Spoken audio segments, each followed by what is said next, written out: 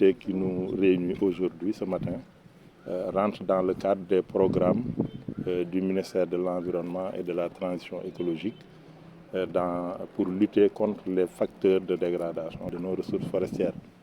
Et ces programmes sont mis en œuvre par la direction des eaux et forêts à l'échelle nationale. Ici, au niveau de la région de Ziguinchor, sous l'autorité du gouverneur de région, nous avons articulé donc cette stratégie autour d'un triptyque dont le premier volet est le contrôle, la surveillance et la répression des infractions en matière forestière. C'est ce qui nous a permis, durant ces 6 derniers mois, de faire, en collaboration avec les autres forces de défense et de sécurité, les saisies importantes que vous avez vues ce matin et qui sont estimées à environ 300 millions de francs CFA. L'impact est très négatif, dans la mesure où la région de Ziguinchor occupe une place importante dans la stratégie de conservation de la biodiversité au niveau du Sénégal. C'est une région qui a un important potentiel forestier avec une couverture végétale d'environ 63% de la superficie régionale, une richesse en termes de diversité biologique.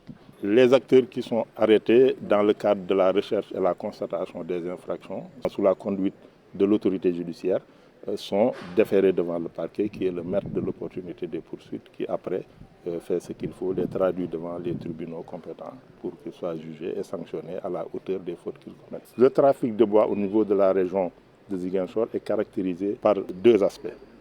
Le premier aspect, c'est le trafic intérieur.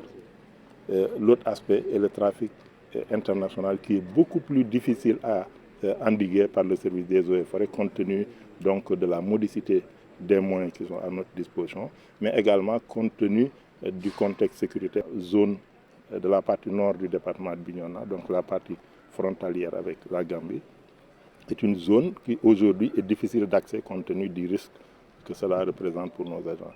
Ce qui fait que ce volet du trafic de bois est difficile à gérer. Depuis un certain temps, le service forestier a mis en œuvre un important programme de renforcement du service pour mieux lutter contre l'exploitation illégale des produits forestiers. Ce programme de renforcement allié à une organisation dans le secteur nous a permis d'avoir un important lot de saisie. Ce lot de saisie est composé de 114 billons de teck qui ont été saisis dans l'arrondissement de Niaguis, mais aussi dans l'arrondissement de Niassia.